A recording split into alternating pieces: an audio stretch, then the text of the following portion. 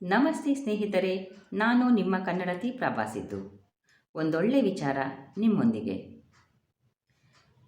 ನಿಮ್ಮವರೇ ನಿಮ್ಮನ್ನು ಯಾಕೆ ಇಷ್ಟಪಡೋದಿಲ್ಲ? ಈ ಪ್ರಶ್ನೆಗೆ ಉತ್ತರ, ಇವತ್ತಿನ ಕಾಲಮಾನದಲ್ಲಿ ಎಲ್ಲರ ಭಾವನೆಗಳು, ಅನಿಸಿಕೆಗಳು, ಅಭಿಪ್ರಾಯಗಳು, ಆಯ್ಕೆಗಳು, ನಿರ್ಧಾರಗಳು, ಆಲೋಚನೆಗಳು ಎಲ್ಲವೂ ಬೇರೆ ಬೇರೆಯೇ ಆಗಿದೆ. ಒಬ್ಬರ ಇಷ್ಟ ಕಷ್ಟ, ಒಳ್ಳೆಯದು ಕೆಟ್ಟದು, ಕಷ್ಟ ಸುಖ ಇನ್ನೊಬ್ಬರಿಗೆ ಬೇಕಿಲ್ಲ.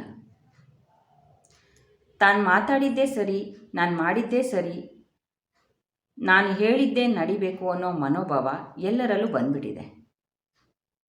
ಗಂಡನ ಮಾತು ಹೆಂಡ್ತಿಗಿಡ್ಸಲ್ಲ, ಹೆಂಡ್ತಿ ಮಾತು ಗಂಡನಿಗಿಡ್ಸಲ್ಲ, ತಂದೆ ತಾಯಿ ಮಾತು ಮಕ್ಕಳಿಗಿಡ್ಸಲ್ಲ, ಸೊಸೆ ಮಾತು ಅತ್ತೆಗಿಡ್ಸಲ್ಲ, ಅತ್ತೆ ಮಾತು ಸೊಸೆಗಿಡ್ಸಲ್ಲ. ಅಣ್ಣ ತಮ್ಮಂದ್ರಲ್ಲೂ ಹಾಗೆ, ಅಕ್ಕ ತಂಗಿಯರಲ್ಲೂ ಹಾಗೆ, ಅಕ್ಕ ಪಕ್ಕದವರಲ್ಲಿ ಕೂಡ ಇದೇ ಕತೆ. ಮನೆಯಲ್ಲಿರೋ 4 ಜನ 4 ಥರ ಯೋಚನೆ ಮಾಡ್ತಾರೆ. ಹೀಗಿರುವಾಗ ಹೊಂದಾಣಿಕೆ ಎಲ್ಲಿ ಬರಬೇಕು? ತಮ್ಮನ್ನು ಎಲ್ಲರಿಗೂ ಅರ್ಥ ಮಾಡಿಸೋದಕ್ಕೆ ಪ್ರಯತ್ನ ಪಡ್ತಾರೆ. ಬೇರೆಯವರನ್ನು ಅರ್ಥ ಮಾಡ್ಕೊಳ್ಳೋದಕ್ಕೆ ಯಾರೂ ಇಷ್ಟನೂ ಪಡೋಲ್ಲ. ಎಲ್ಲರಿಗೂ ಅವ್ರವ್ರ ಸ್ವಾರ್ಥನೇ ಮುಖ್ಯ ಆಗಿರುತ್ತೆ. ತ್ಯಾಗ ಮಾಡೋದಕ್ಕೆ ಯಾರೂ ರೆಡಿ ಇರಲ್ಲ. ಎಲ್ಲರಿಗೂ ಬೇರೆಯವ್ರ ತಪ್ಪು ಮಾತ್ರ ಕಾಣಿಸುತ್ತೆ, ತಾನು ಮಾಡೋ ತಪ್ಪು ಕಾಣಿಸೋದೇ ಇಲ್ಲ. ನಿಮ್ಮ ಬೆರಳೆ ನಿಮ್ಮ ಕಣ್ಣನ್ನು ಚುಚ್ಚಿತು ಅನ್ನೋ ಹಾಗೆ ನಿಮ್ಮವರೇ ನಿಮ್ಮನ್ನು ದ್ವೇಷ ಮಾಡಿದರೆ, ದೋಷಾರೋಪ ಮಾಡಿದರೆ ಸಂಬಂಧಗಳು ಎಲ್ಲುಳಿಯುತ್ತೆ?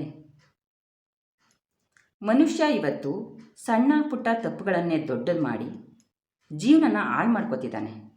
ಸಂಬಂಧಗಳು ಹಾಳಾಗ್ತಿದೆ, ಅವನು ಹಾಳಾಗ್ತಿದ್ದಾನೆ. ಹಣ ಕೊಟ್ಟರೆ ಒಳ್ಳೆಯವರು, ಕೊಡದಿದ್ರೆ ಕೆಟ್ಟವರು. ಹಣ ಇದ್ದರೆ ಈ ಕಡೆ ಬಾ, ಇಲ್ಲಾಂದರೆ ಆ ಕಡೆ ಹೋಗು. ಇಷ್ಟೇ ಜೀವನ. ಈ ವಿಡಿಯೋ ಇಷ್ಟವಾದಲ್ಲಿ ಲೈಕ್ ಮಾಡಿ, ಶೇರ್ ಮಾಡಿ, ಕಮೆಂಟ್ ಮಾಡಿ. ನನ್ನ ಚಾನಲ್ಗೆ ಸಬ್ಸ್ಕ್ರೈಬ್ ಆಗಿ. ಧನ್ಯವಾದಗಳು ಸ್ನೇಹಿತರೆ.